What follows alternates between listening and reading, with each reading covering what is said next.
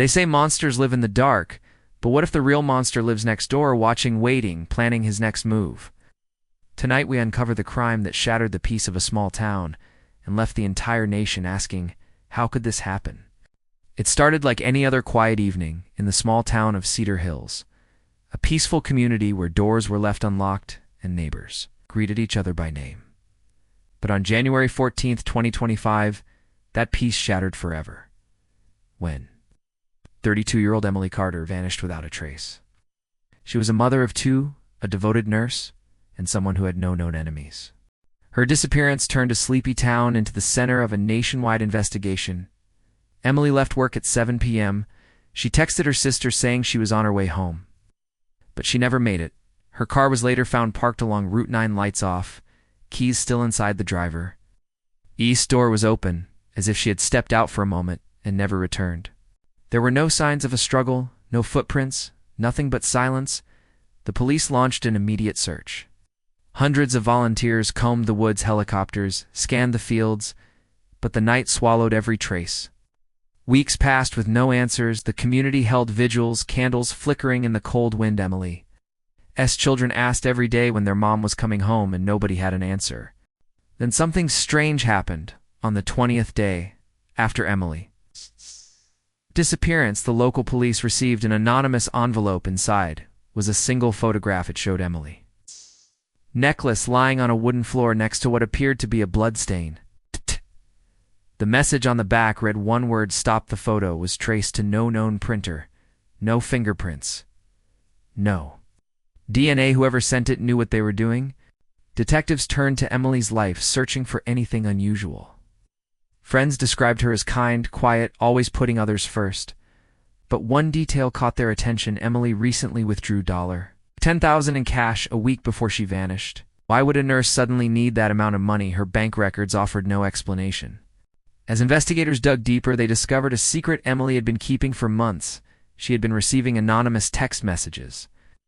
Messages that started as harmless compliments but grew darker, demanding private photos and threatening her family if she didn't comply. Emily never reported it. Maybe she thought it would stop on its own. Maybe she was afraid. But whoever was behind those messages now became the prime suspect. The breakthrough came when detectives pulled data from a nearby gas station security camera to hours after Emily left work. Her car was spotted at the pump. In the passenger seat was a man wearing a dark hoodie, his face hidden. The problem was the footage ended before anyone saw where they went next.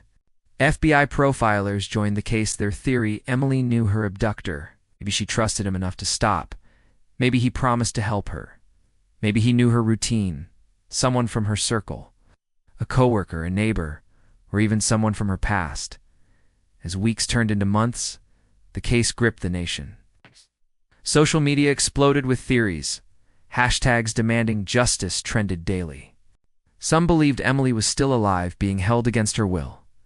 Others feared the worst. Then came the second envelope. This time it contained a USB drive. On it was a short video, a dimly lit room.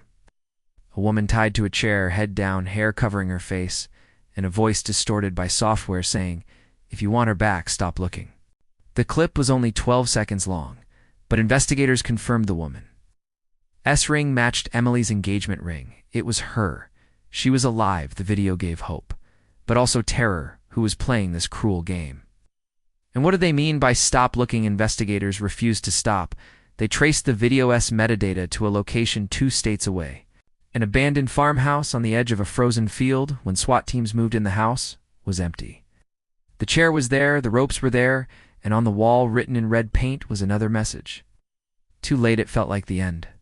But one detective refused to give up. Detective Laura Hay spent every night going over files, watching every piece of footage until something caught her eye in the gas station. Video, a detail everyone missed: a tattoo on the man's wrist, barely visible under his sleeve. It was a snake curled around a dagger. That symbol belonged to a local motorcycle gang, a gang known for extortion and trafficking. Police raided a garage connected to the gang, and there they found what they had been praying for. Emily. She was alive, though weak and terrified. She had been moved multiple times, kept in darkness, fed just enough to survive. When asked why they took her, the answer sent chills through the courtroom. They weren't after money. They were after power. The gang wanted to send a message to someone close to Emily, someone who owed them and refused to pay a debt of blood, they called it. Oh. The trial in 2025 became one of the most watched in history. Members of the gang showed no remorse. Their leader even smiled as the verdict was read. Life without parole, Emily testified through tears. Describing nights of fear, chains on her wrists, the constant sound of footsteps outside her door. Her courage helped convict every single one of them today. Emily is free, but scars remain. Her story is a reminder of how darkness can hide in plain sight behind friendly smiles and quiet streets. It is also a story of survival of a woman who refused to break and detectives who refused to give up. And as for the question everyone still asks, could it happen again? The answer is chilling. Yes. Because evil never really disappears, it waits, watches, and chooses its next moment.